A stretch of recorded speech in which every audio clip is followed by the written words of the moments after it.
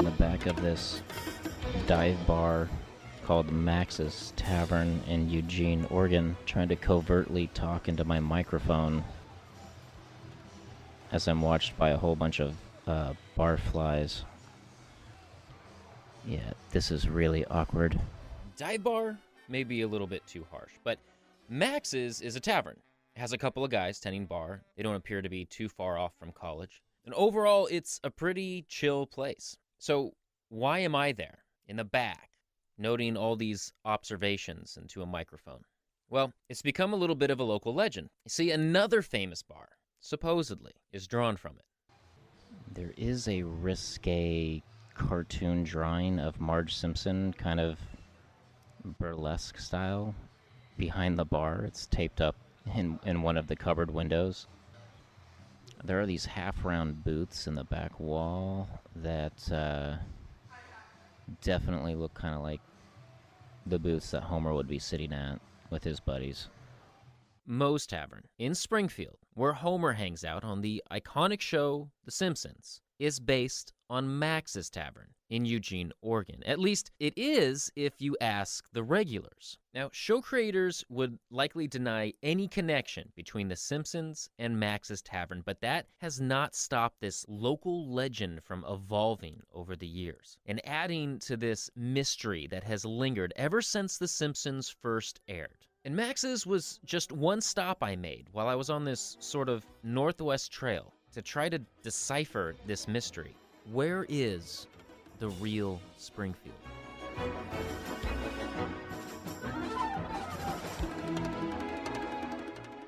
We believe that we're one of the primary templates for Moe's, at least where it was derived from Eugene hangouts, although there's never been any confirmation. Sometimes there's some very interesting evidence to that. This is Ward Fairbairn, proprietor of Max's Tavern. When Ward took over the bar in 1993, there were these old-timers. They had been frequenting the place since at least 1971. And they insisted that Simpsons creator Matt Groening used to hang out in Max's, drawing his first comic strip. At the time, it was called Life in Hell. These same old-timers started pointing out that when The Simpsons would come on, and, in the early 90s when we got here, that was heyday for The Simpsons. When The Simpsons would come on, they'd be like, see that, you see that bar on The Simpsons? That's this one. And explain, how they knew the guy and his cartoon drawing. Then, as the years go on, there's just little things that make you go, Little things, like the decor and the fixtures of Max's back in the 80s. It used to look a lot like how Moe's was drawn. And at Moe's, there's this giant jar of pickled eggs, and it's in the same spot where Max's has their jar, Uncle Willie's brand. The fan above the door is the same, but not everything is an exact match, and Ward admits that. But as the years went on and The Simpsons kept airing, Ward noticed these other things too.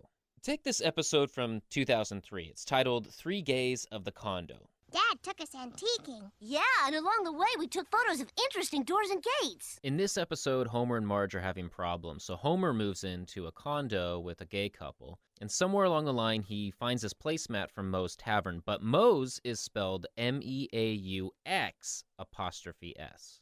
Like, wait a minute, why did you suddenly do that to us? Then in 2005, Max's suffered a plumbing problem. See, the pipes were pretty old, they rusted out, and the whole place flooded. And the bar had to shut down for about 6 months to rebuild. And 6 weeks after we reopened,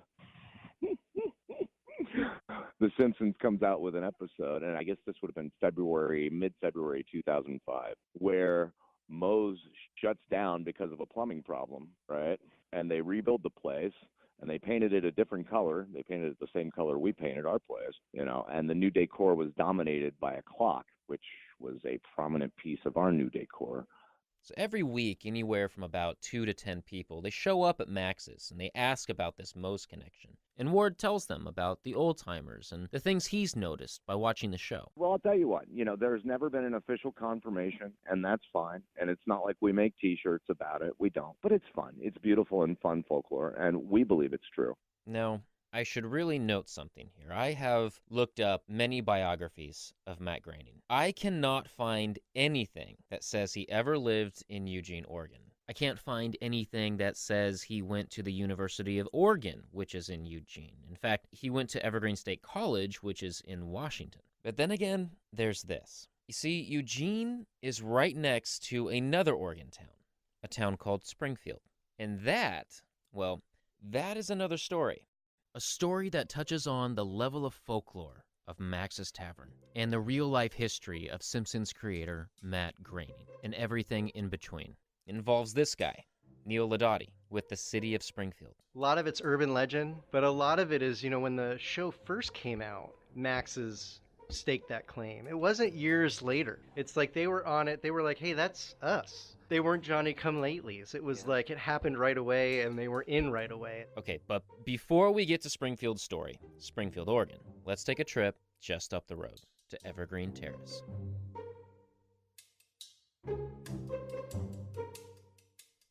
If you're looking for the true location of Springfield, The Simpsons have given a few hints.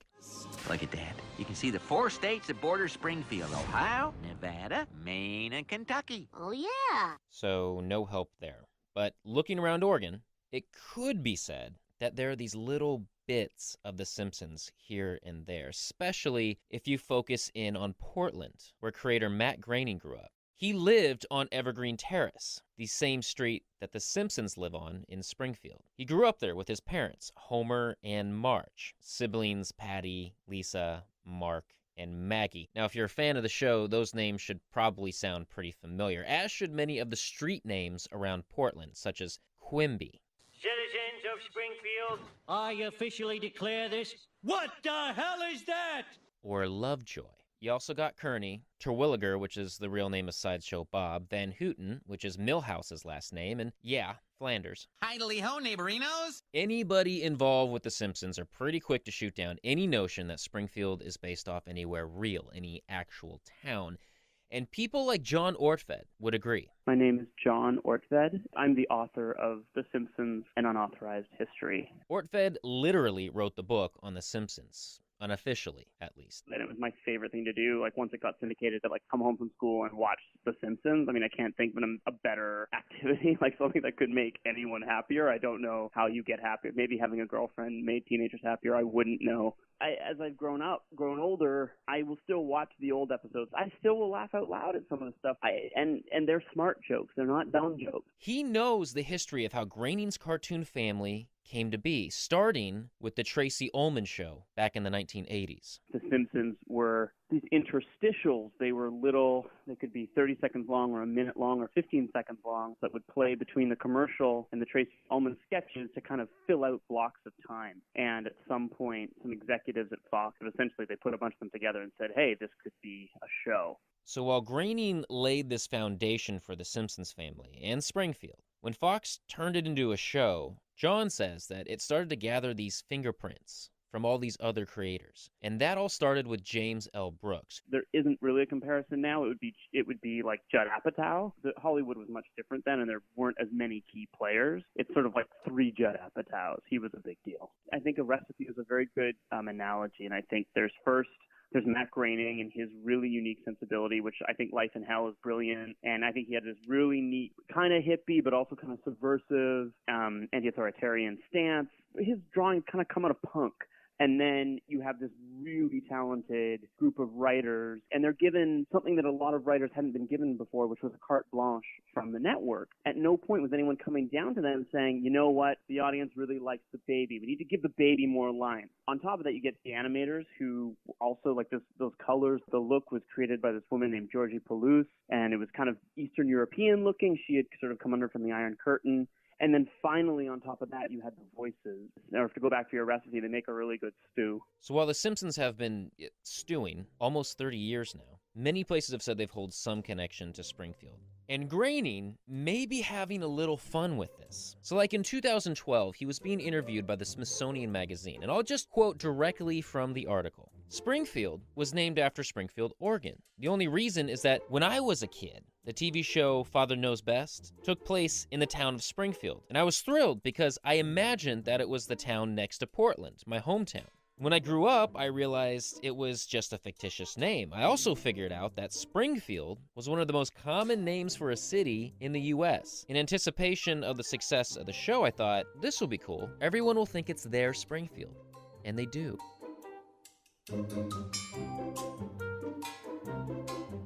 Headlines exploded from this Smithsonian interview, proclaiming that Springfield was in Oregon. The mystery has been solved. Of course, the very next week, Groening was quoted saying that he was taken out of context, and what he meant to say was that Springfield was the name of his sled. The very next episode of The Simpsons had Bart at the chalkboard writing over and over, "The true location of Springfield is in any state but yours." I think it's like the same way that a kid would want his scar on his forehead to be the exact same shape as Harry Potter's. When we get really into things, we want to perform them and make them. We want them to be real to us, and I think that's where sort of the quest for Springfield comes out of, where people want to know that this place actually exists. I don't think this place does exist, and in fact, they've gone on the record to say it does not exist. But wouldn't it be awful if it did? If you could actually go and visit the real Springfield, imagine how gosh darn disappointing that would be. You would just be crestfallen. Like they say, don't meet your heroes. Really, don't meet your animated heroes. That'll be like really crushing.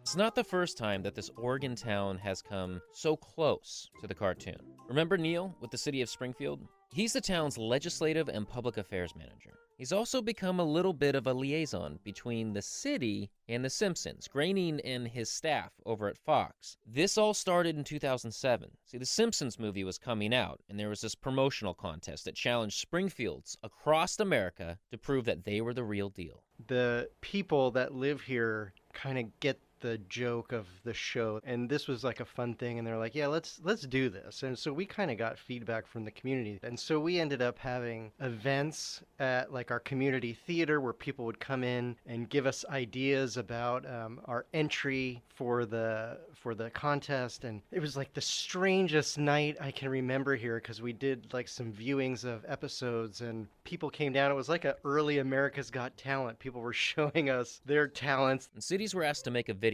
showcasing their hometown enthusiasm for the show. In Springfield, Oregon, they came together to meet the challenge. They had the Oregon connection, and Groening was from Oregon. They put together this video, and they sent it in. It went up against 14 other Springfields across the nation. A massive online voting campaign ultimately chose the winner, and we actually did not win the Simpsons Springfield contest, but when it was over, Matt sent us a plaque that says "To the Real Springfield," and he didn't write that on all the plaques. We checked. Springfield, Vermont took first place, and Springfield, Illinois got second. Oregon came in third, but I've seen the plaque. It's proudly on display at the city manager's office in the city of Springfield. Now, in contrast, Vermont had a plaque, and that one had Bart saying, "Springfield, Vermont rules, man." Despite this loss, the Oregon town's enthusiasm didn't really die down after the contest. And Neil stayed in touch with the Simpsons publicist, Antonia Kaufman, and every year or so, the city would have some kind of idea to commemorate the show in their town, but the show never was really interested until 2014. We called her one morning and said, hey, we have an idea for a mural. We'd like to do the official Simpsons mural. You would help us design it, or you would design it, and then we would pay to put it up. And that was the first time she ever said, that might be a good idea. Let me talk to Matt. She talked to Matt, and she called like the next day and said, yeah, that's a great idea. When do we start? There were a lot of drafts for this mural. Many were nixed and a lot were edited, and eventually a very Oregon version of The Simpsons emerged. But there's this fantastic email that we received from Matt where he makes some of his own changes. And so he said, remind me, can you see the Three Sisters mountain range from downtown Springfield? And it's like, well, yeah, you could sort of see it from Springfield. Am I remembering this sign correctly? This old Springfield Hollywood sign. The beaver is still the state animal, correct? And we're like, yeah, he's still the state animal. Like the trees changed to conifers. And so this is almost final, and then Matt makes a couple of genius additions, which is like, yes. So I think my favorite is Homer is in a hammock, and Matt doesn't think his butt is protruding enough, so it says butt bump, and there's a little arrow pointing to it where he wants the butt to really sink that hammock a little bit more. And then Marge is in her dress, her normal dress that she wears in the show, and Matt's idea is to, hey, put her in some outdoor gear because people hike in Springfield, Oregon. In August 2014, Springfield, Oregon unveiled its official Simpsons mural, signed by Matt Groening. Yardley Smith, who does the voice for Lisa, she made an appearance, put her hands and shoes in some concrete, which is proudly displayed in in front of the mural to this day. Lisa and Maggie can be seen mountain biking. Marge is in some hiking gear, painting an outdoor scene with Homer in a hammock. Bart is hanging from a tree above him, about to drop a water balloon on his dad. And it all looks very Northwest. You know, we've had journalists from Japan who are in Portland for stories drive down, take a picture in front of the mural, eat lunch, and then go back to Portland and catch their airplane. And they never would have come down before. Students take their senior pictures there. People do their Christmas cards there. The mural's about a block away from City Hall. You can visit the main office there and see the plaque signed by Matt Groening, and you might find a few stickers that they have on hand. They're in the shape of Oregon, and they include a hashtag, the real Springfield.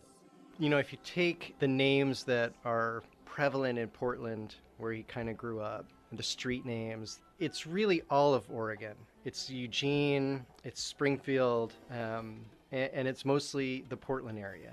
And kind of some of the locations that Matt seemed to think were special enough to put into the show. Yeah, I mean, we can look at the Springfield Hollywood sign that's pretty prevalent in the movies, and we used to have one here, but that's not what we would base our connection on. We base our connection on Matt's Oregon experience.